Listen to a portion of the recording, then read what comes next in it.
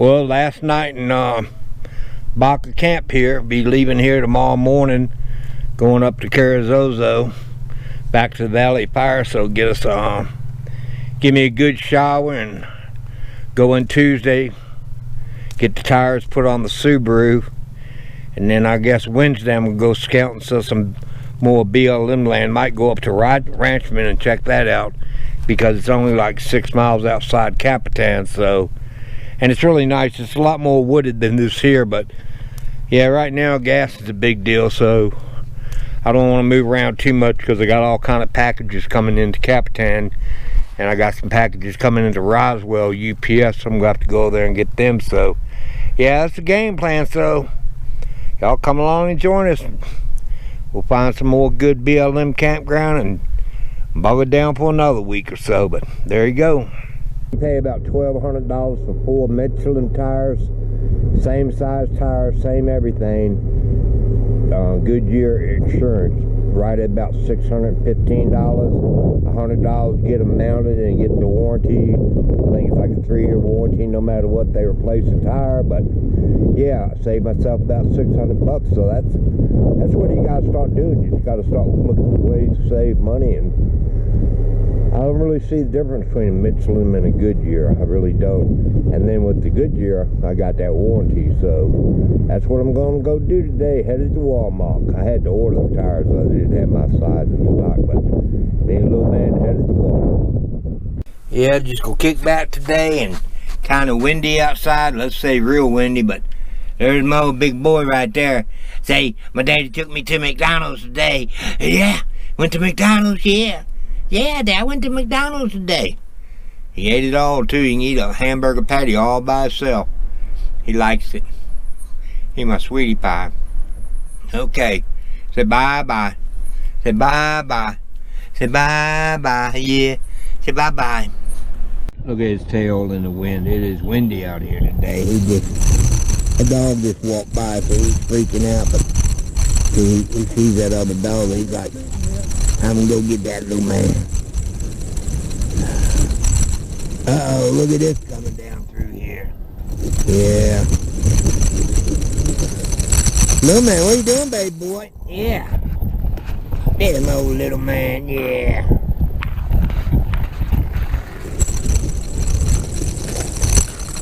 Okay, it's a beautiful day here. I'm back in Carrizozo at the Valley of Fires. It's time to get a shower, so figured I'd come over here and spend a couple of days. But the campground again has changed, just like Rob Jagger's changed. Rob Jagger used to be $250 a night.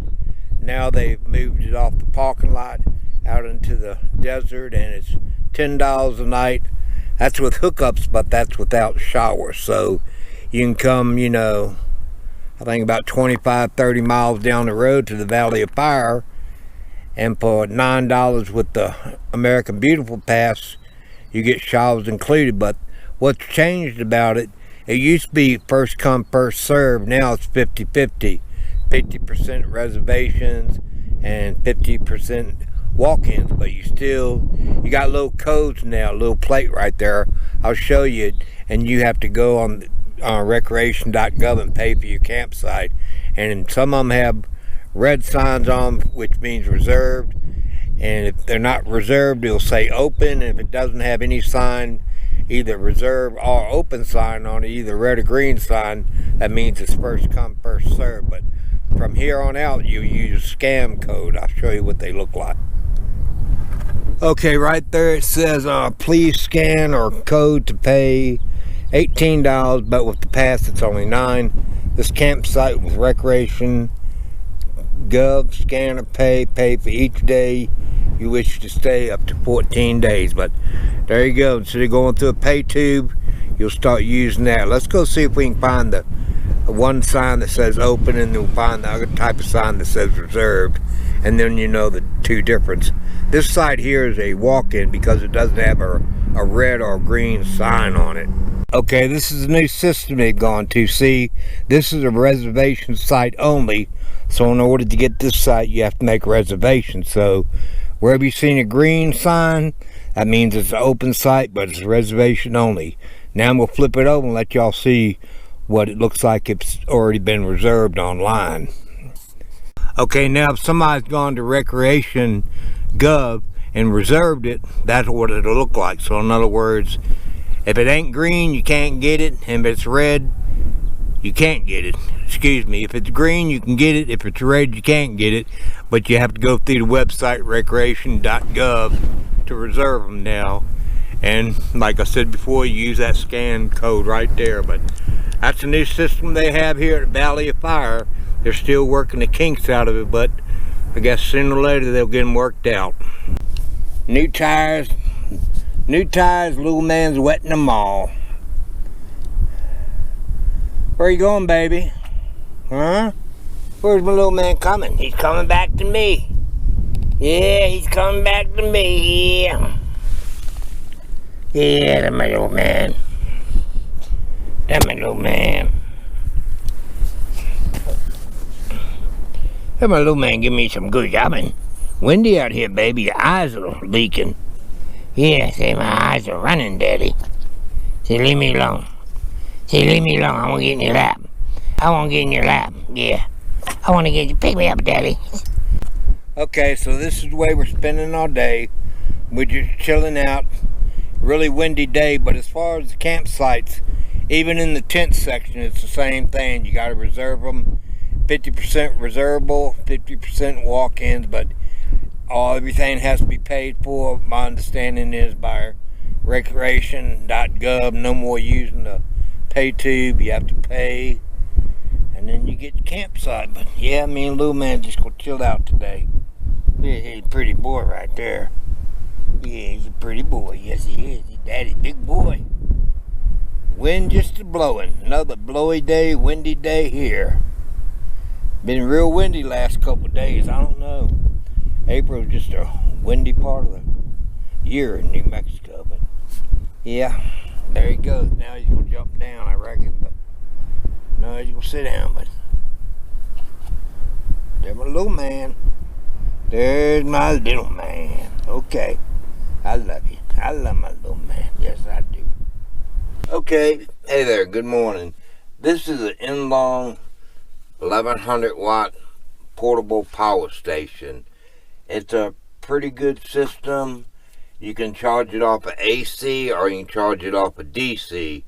But let's go ahead and cut it on. Let's see what we got. The cut on button is right here. You cut it on and you see it comes on. If you want to run it off of AC, you got another button over here for AC. And you can see it cuts on AC. It's got the little squiggly lines. So that means it's on AC. If you want to run it on DC, you cut the AC off, and the DC's right here, and there you go. You got it on DC. You can't run it on AC and DC at the same time. You either have to run it on AC, or you have to run it on DC. But like I said, you can't run it on both. Okay, you can charge this portable power system two ways. You can charge it with electric. Let me cut this off. You either charge it with AC, which is right here, and you can see it's charging now. See the lines going, or you can charge it off of solar panels. But for now, I'm charging it off of AC. This thing would be real good, like, you know, if you want to keep it around your house in case electricity goes off, or if you're going out in the country and you want to power your little run around cars, you know, little cars that people run all over the place. Or it'd be great for a weekend camping trip, you know. Say you want to cook on an electric skillet. I've cooked on an electric skillet, which was 800 watts, and it did just fine. Also, every morning when I get up, my coffee pot is 700 watts, and it runs that just fine. But it's got one DC port over here for a cigarette lighter, if you want to use your cigarette lighter, power something up. It also has power strips right here if you want to like run your telephone. I'll show you. It'll charge your phone. I've also charged my GoPro batteries and my laptop with this right here.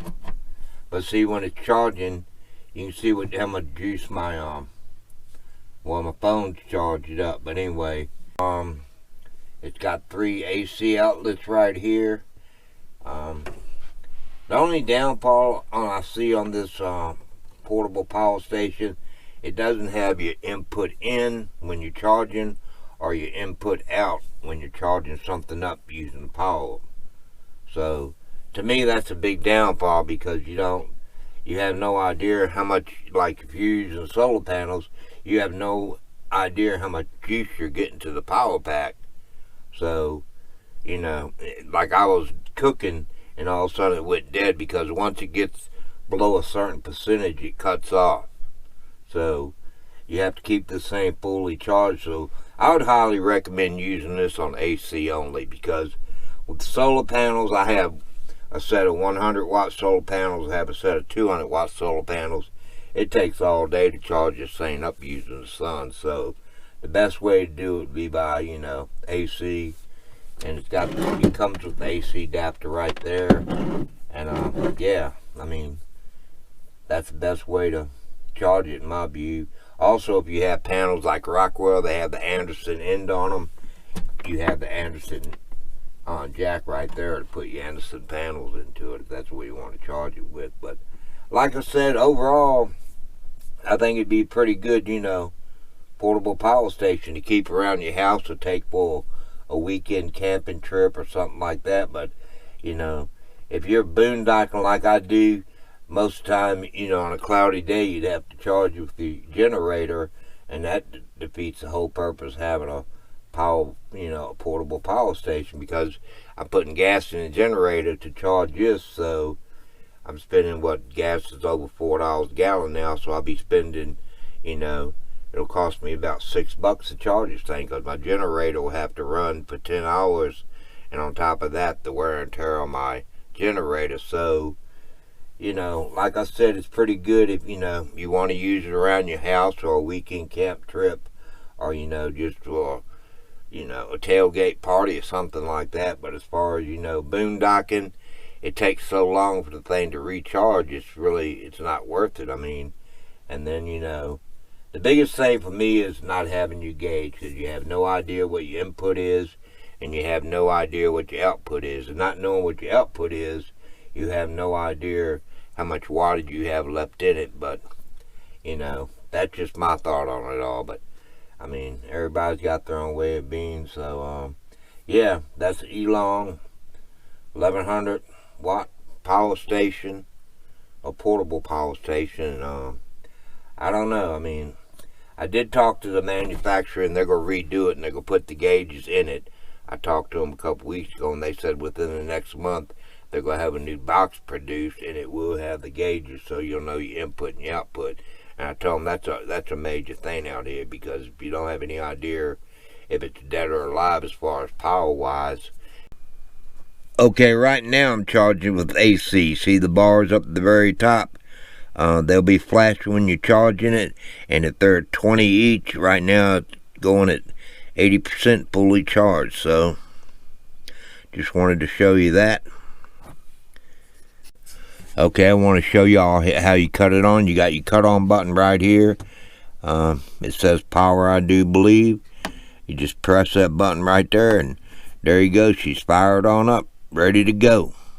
Okay, now if you want to cut the AC on, the AC button's right here. You just push that button just like that, and there you go. You got the AC going now. Okay, in order to use it on DC, you got to cut your AC off. If you want to cut the AC off, you push that button, the AC goes off. You come over here, you go to your DC button, cut that on, and there you go. Now you got DC. So, I mean, and then if you want to cut the DC off, you just repress the button. If you want to cut the whole thing off, you just press the power button right there, and you're good to go. And then if you want to charge it some more, there you go. 1100 Enelong portable power station.